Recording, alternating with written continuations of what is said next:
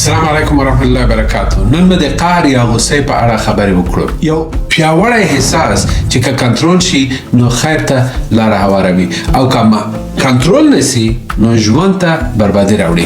پوښتنه دا ده تاسو قهر کنټرولوئ که قهر تاسو کنټرولوي؟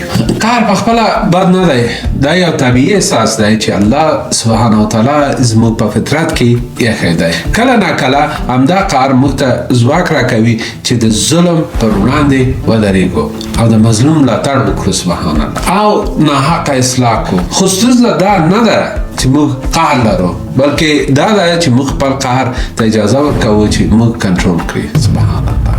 یو سړی رسول الله صلی الله علیه وسلم ته راغی او ویل ای دی الله رسوله ما ته نصیحت وکړه. رسول الله صلی الله علیه وسلم ورته وویل قهر مه کوه، په قهر کېږم. هغه سړي دا خبره بیا تکرار کړه، خو رسول الله صلی الله علیه وسلم ورته بیا هم وفرمایل په قهر کېږم.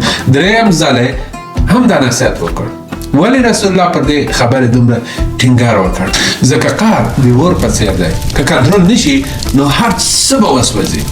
انسان مجبوروي چې داسې خبرې وکړي یا داسې عمل وکړي چې وروسته پرې پښیمان نشي. له همدې عمله ده چې رسول الله صلی الله علیه وسلم فرمایي تکړه سړی هغه نه ده چې نفر په کشتي کې نفر راچپه کړي، مګر وایي تکړه سړی هغه ده چې په وخت د قهر کې خپله غصه کنټرول کې انشاءالله تعالی. امام غزالی رحیم الله په کیمیای سعادت کې قهر د روزول شوي او ناروزول شوي ښکار کوونکي سپي ته ورته کوي. ښکاري سپي م لیدلی دی نو قهر دغسې یو شی دی. که دا سپی روزول شوی وي نو خپل مالک ته به ګټه ورسوي، خو که پرېښودل شي نو خطرناکه کېږي سبحان الله، هېڅ ټرینینګ به هم نه لري. نفس تل غواړي خپل ځان وساتي. دا هغه غریزه ده چې موږ ته وایي زه حق لرم، زه سم یم، حتی که موږ غلط هم اوسو. نفس هڅه کوي چې ځان ته براعت ورکړي سبحان الله.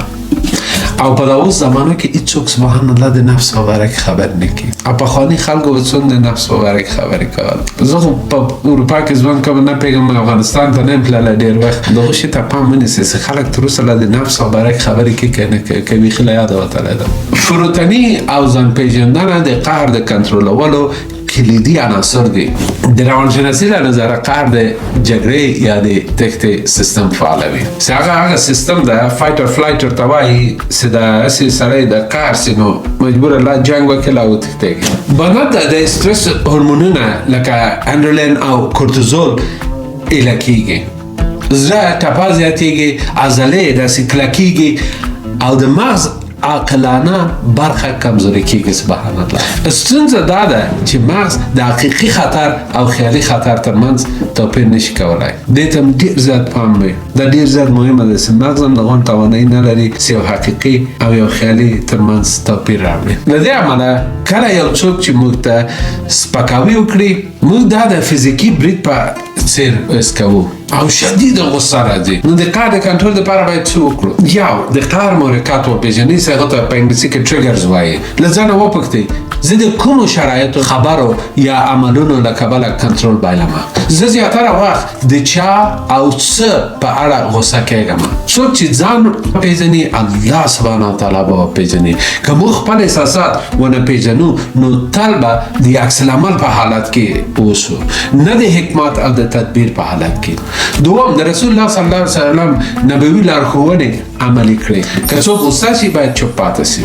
اکثره پښیماني موږ د هغو خبرو له امله وي چې د قهر په حالت کې مو کړې وي سبحان الله. که څوک غصه شي او ولاړ وي نو باید کښېني، او که بیا هم آرام نه شو باید بیخي داسې وڅملي. ولې؟ ځکه چې قهر بدن دغسې د عضلې ټولې سختې سي.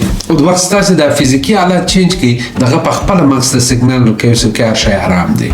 مخکې مې درته وویل داسې مغز د اصلي او د خیالي ایډیا دغه نشي کولی. فزیکي حالت بدلون مغز ته د ارامتیا احساس ورکوي. قهر د شیطان څخه دی او شیطان له اور څخه پیدا شوی ده. نو که څوک غصه سي باید اودس وکړي. دا ټول شیان موږ تاسو ته رسول الله صلی الله علیه وسلم راښوولي دي. د تخنیکو ته ګورئ چې ولاړ یې کښېنه ناستې وڅنډېږه دا اوس فعلا مارن سایکالوجي دا مارن ساینس رسېدي دا ټول په دې نتیجه رسېدل د خبرې واقعیت څه فایده کوي او رسول الله صلی الله علیه وسلم 1400 کاله 1500 کاله مخکې موږ تاسو ته ویلي وو که دا ثبوت د اسلام د رښتیاتوب نه وي نو بل شی ده تاسې ماته ووایاست اوسنۍ هم دا ثابتوي چې یخې اوبه د استرس هورمونونه کموي او عصبي سیستم آراموي سبحان الله دریم د فکر کولو طریقه بدله کړئ څه په انګلیسي کې ریفریمینګ ورته وایي د دې پر ځای چې ووایي څنګه جرأت وکړو چې دا یې له ما سره وکړو ووایي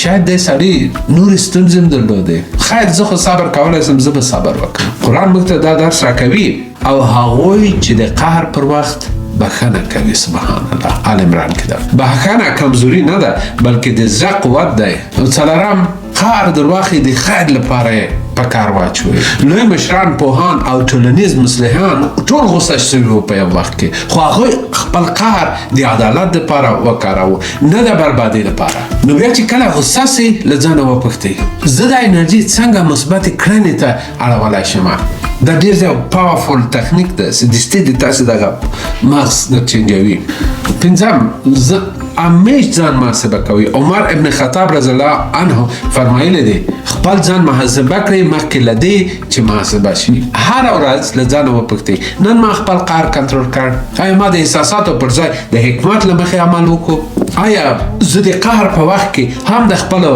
ارزښتونو ته وفادار وم که نه وم دا کوچنی عادت زموږ شخصیت ته وده ورکوي او اراده م انشاءالله تعالی قوي کوي شپږم د الله رضا ته پام وکړئ رسول الله صلی الله علیه وسلم فرمایي څوک چې د قهر پر مهال خپل نفس کنټرول کړي الله عزوجل به د قیامت په ورځ د هغه زړه له رضا څخه ډک کړي دا په ابن ماجه کې ده تصور وکړئ د قیامت په ورځ به تاسو د الله په حضور کې درېږئ وبګورئ چې هر ځل مو خپل قهر کنټرول کړی یو نه تصور کېدونکی اجر مترلاسه کېږي سبحان الله ورینه بیا د اجرونه دا ور نه دي لکه د دې دنیا بغیر حساب دی سبحان الله الله سبحانه وتعالی سره هر شی بغیر حساب دی راځئ نو نن دا چلنج له ما سره قبول کړئ بل ځل چې غوسه سئ ودرېږئ حالت بدل کړئ چپ کښېنئ خپل فکر بدل کړئ او یاد ولرئ چې الله د دې کار دپاره ستاسو اجر